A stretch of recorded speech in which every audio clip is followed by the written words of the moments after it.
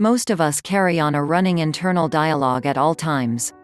It is as if our lives are a sporting event on television and there is a panel of psychic sports commentators hunched over their microphones doing a play-by-play of the action. Too often, the person at the negative commentary microphone hogs the show. The unseen producer has the volume on that mic turned up, and the other microphones are muted or turned off entirely. What comes through in this ongoing psychic play-by-play is often quite negative, harsh, critical, as if someone is screaming, "You idiot. You should have known not to get in this lane. Of course it's going to be the slowest." Or, "You always do it wrong. Everybody else knows how to do this, but you." Imagine how a real-life football game would unfold if the quarterback had these voices echoing in his head while he is on the field, calling and executing plays under intense pressure. It's safe to say his performance would be less than optimal.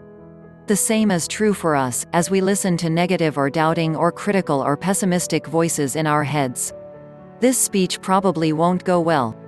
"I'm always unlucky, good things never happen to me." It can take tremendous focus and extraordinary expenditure of energy to function at our best when we are distracted by this chorus of silent negativity echoing within our minds. These negative and critical voices are likely to be the loudest when one is tired, hungry, lonely, sad, sick, or in some kind of emotional or physical pain. When one's strength or resistance is lowered, it seems the negative voices only gain in strength and intensity. The conscious and intentional use of positive affirmations is a powerful way to counter these voices of negativity within. It is important to emphasize that what we are suggesting here is not self-hypnosis or an attempt to psych yourself into believing something which at the moment you don't believe. No, the use of positive affirmations is simply to rebalance the internal dialogue, to add more positive voices to the mix. To return to our sports commentary analogy, using positive affirmations is akin to producing your own show, unmuting the microphones before the commentators who are inclined to view the game in a more positive and compassionate light, thus giving these voices more airtime in the internal dialogue. In fact, as I tell my clients, it is not important that they believe the affirmations as they are speaking or reading them. The benefit occurs through simply adding positive and affirmative statements into the ongoing dialogue within. This slowly begins to shift the balance toward a more optimistic, compassionate and self-accepting way of relating to oneself. Try an experiment. Make a list of 5 simple affirmative statements about yourself.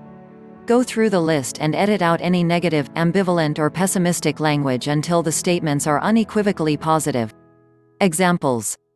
I try hard to do my best. I am a good and loving person.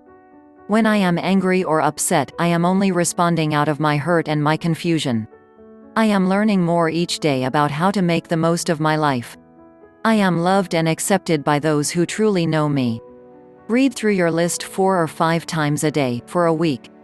Let yourself hear the words without trying to analyze them or debate about whether they are true. Don't worry if you don't feel anything immediately, there's no magic here. But there is a kind of magic, over time, in practicing self-compassion, acts of kindness and generosity directed towards oneself.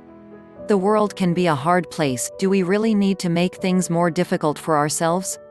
Imagine yourself as a friend to yourself. Positive affirmations are a way of rebalancing the too often negative internal dialogue by adding in some consciously chosen words of kindness, compassion and optimism. I dare you to try it.